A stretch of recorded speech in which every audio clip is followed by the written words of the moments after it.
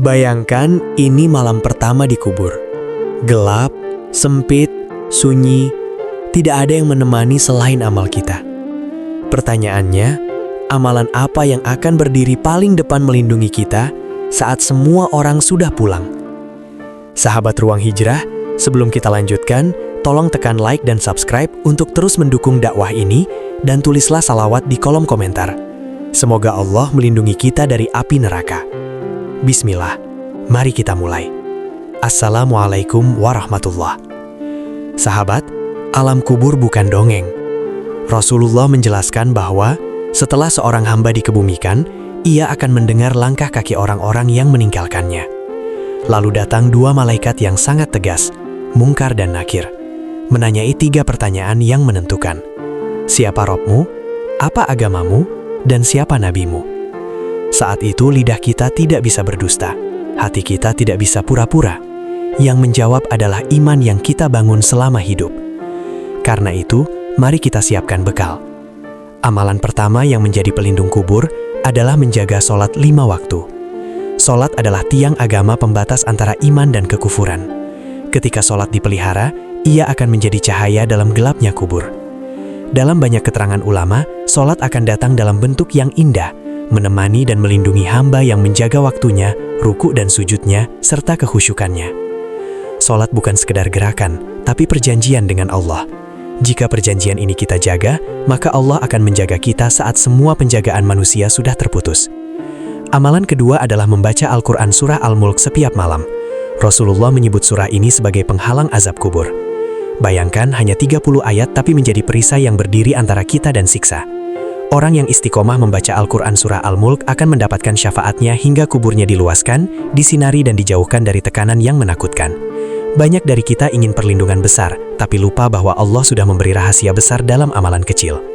Amalan ketiga adalah memperbanyak istighfar dan taubat sebelum tidur. Dosa itu seperti beban yang menggelapkan kubur, tetapi istighfar adalah air yang memadamkan api dosa. Setiap malam sebelum mata terpejam, sisihkan waktu beberapa menit. Ucapkan astagfirullah dari hati yang menyesal. Taubat membuat kubur menjadi taman, bukan jurang. Karena di alam kubur yang paling menakutkan bukan gelapnya tanah, tapi gelapnya dosa yang tidak kita bersihkan. Sahabat, 3 amalan ini terlihat ringan, tapi dampaknya dahsyat. Sholat yang dijaga, Al-Quran Surah Al-Mulk yang dibaca, dan istighfar yang terus mengalir adalah langkah awal pengaman kita. Karena kubur bukan tempat untuk mencoba-coba. Kubur adalah tempat menuai, dan menanamnya harus dimulai sekarang. Amalan keempat yang menjadi pelindung alam kubur adalah bersedekah meski sedikit. Rasulullah mengajarkan bahwa sedekah memadamkan dosa, seperti air memadamkan api. Bahkan sedekah juga menjadi naungan saat tubuh sudah lemah dalam liang lahat. Nafkah yang kita keluarkan karena Allah tidak pernah hilang. Ia berubah wujud menjadi cahaya, menjadi bau harum, menjadi penjaga. Tidak harus menunggu kaya, 1.000, 2.000, segelas air untuk tetangga, senyum yang membuat orang lain bahagia. Semua itu sedekah. Yang membuatnya besar bukan jumlahnya, tapi ketulusannya. Amalan kelima adalah menjaga wudhu. Wudhu itu terlihat sepele, tapi ia adalah tanda kesucian seorang hamba. Orang yang dibiasakan dalam keadaan suci, hidupnya dijaga oleh malaikat. Ketika ia wafat, kesucian itu menjadi saksi. Dalam berbagai penjelasan ulama, wudhu yang sering dijaga akan menjadikan tubuh bercahaya, dan kubur pun bercahaya. Maka biasakan memperbaharui wudhu, terutama sebelum tidur, sebelum membaca Al-Quran, sebelum berangkat kerja. Karena kita tidak tahu kapan kematian menjemput. Jika ajal datang saat kita dalam wudhu, itu pertanda Allah menghendaki kebaikan. Amalan keenam adalah menebar salam dan menjaga silaturahmi. Banyak orang meremehkan salam, padahal salam adalah doa. Setiap kali kita mengucapkan Assalamualaikum, kita sedang mendoakan keselamatan bagi orang lain, dan doa itu kembali kepada diri kita. Silaturahmi juga memperpanjang umur dan melapangkan rizki, serta menghapus kebencian yang bisa menjadi beban di alam kubur. Ketika hubungan kita dengan manusia baik, itu tanda hubungan kita dengan Allah juga dirawat. Jangan biarkan ada dendam yang kita bawa ke dalam kubur, karena kubur sempit untuk orang yang penuh kebencian. Amalan ketujuh adalah berbakti kepada orang tua. Ini termasuk amalan yang ringan secara fisik, tapi berat nilainya di sisi Allah. Membantu mereka, berbicara lembut, mendoakan mereka, menutup mata mereka dari kesedihan, adalah jalan menuju ridho Allah. Ridho Allah ada dalam ridho orang tua. Jika orang tua ridho, kubur kita akan jadi tempat yang damai. Tetapi jika mereka tersakiti, maka kita membawa luka itu ke dalam tanah. Banyak kisah ulama yang menjelaskan bahwa bakti kepada orang tua adalah salah satu sebab kubur diluaskan dan diselamatkan dari azabnya. Sahabat, renungkan. Sedekah, wudu, salam, silaturahmi, dan bakti orang tua mungkin tidak membuat kita terkenal di dunia. Tapi di alam kubur, amalan-amalan itulah yang berdiri sebagai pagar kokoh. Saat tubuh ini sudah tidak bisa bergerak, amal-amal itu justru bergerak membela kita. Maka jangan tunggu tua, jangan tunggu sakit. Mulailah dari yang paling mudah hari ini. Amalan ke-8 yang menjadi pelindung di alam kubur adalah berpuasa sunnah, terutama puasa Senin dan Kamis, atau puasa 3 hari setiap bulan. Puasa mengajarkan kita menahan nafsu, menundukkan ego, dan menguatkan iman. Di kubur, orang yang terbiasa menahan syahwat akan dimudahkan menahan ketakutan. Puasa datang sebagai tameng, karena ia dilakukan tanpa ria. Tidak ada yang tahu seseorang berpuasa kecuali Allah, maka pahalanya pun istimewa. Jika kita berat melakukannya sekarang, bayangkan betapa beratnya penyesalan kita nanti, ketika kesempatan sudah tertutup. Amalan ke-9 adalah memperbanyak zikir, khususnya tasbih, tahmid, tahlil, dan takdir. Zikir seperti udara bagi hati. Hati yang kering dari zikir akan rapuh menghadapi sakaratul maut. Tapi hati yang basah oleh zikir akan tenang saat ruh dicabut. Rasulullah mengajarkan bahwa kalimat la ilaha illallah adalah sebaik-baik zikir. Ucapkan di sela pekerjaan, di jalan, saat menunggu, saat lelah. Setiap zikir adalah benih cahaya yang akan tumbuh di kubur. Dan ketika kubur gelap, kita sangat membutuhkan cahaya itu. Amalan ke-10 adalah menjaga lisan dari menyakiti orang lain. Ini amalan paling ringan, tapi paling sering gagal kita jaga. Lisan bisa menjadi pintu surga, bisa juga menjadi pintu neraka. Gibah, fitnah, dusta, kata-kata kasar, semuanya adalah racun yang menggelapkan kubur. Rasulullah pernah melewati 2 kubur yang penghuninya disiksa.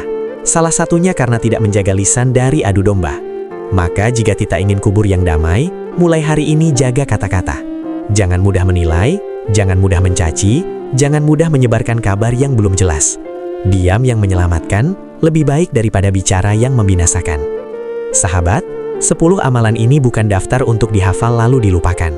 Ini adalah pegangan untuk diamalkan perlahan, tapi istiqomah. Karena yang dicari Allah bukan banyaknya amal besar yang sesekali, tapi amal kecil yang terus menyala. Bahkan Rasulullah bersabda dalam hadis riwayat Bukhari dan Muslim, amalan yang paling dicintai Allah adalah yang dilakukan terus-menerus walau sedikit. Bayangkan sebuah malam di kubur, kita sendirian.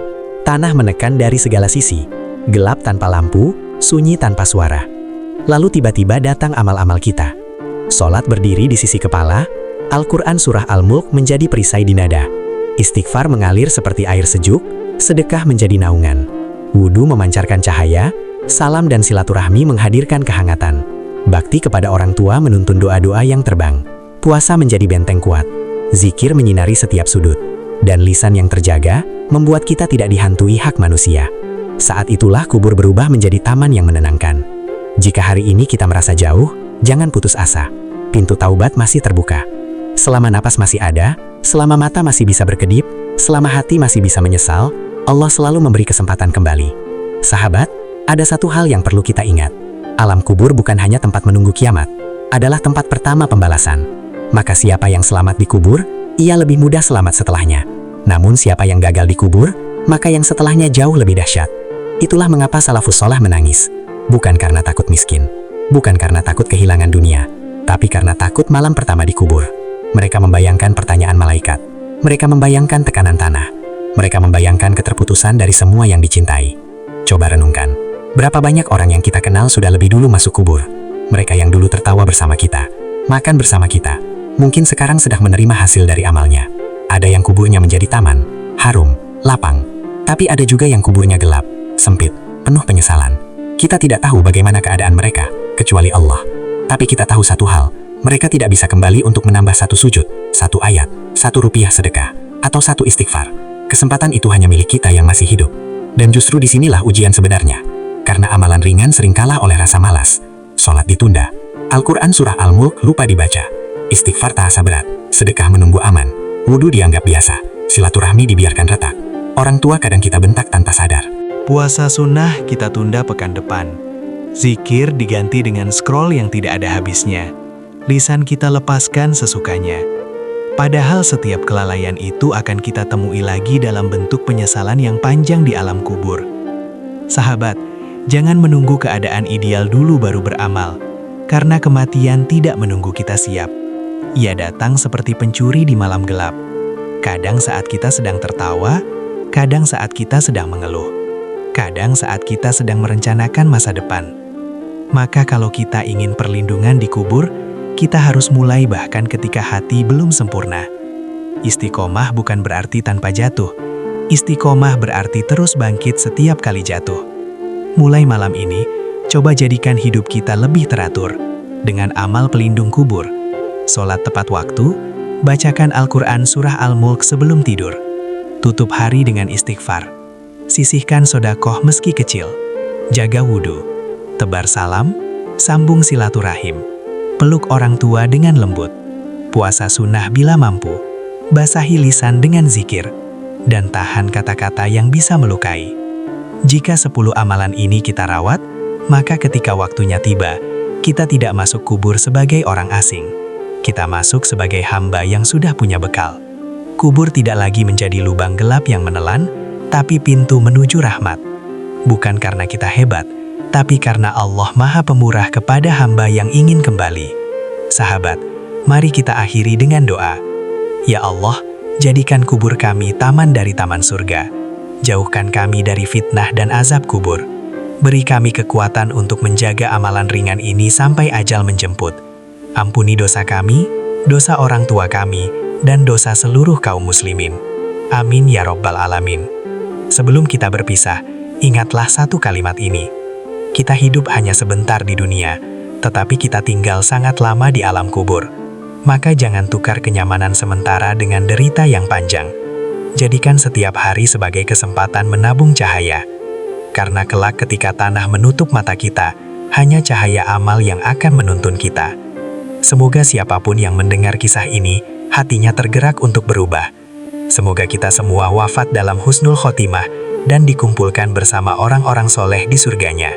Wassalamualaikum warahmatullahi wabarakatuh.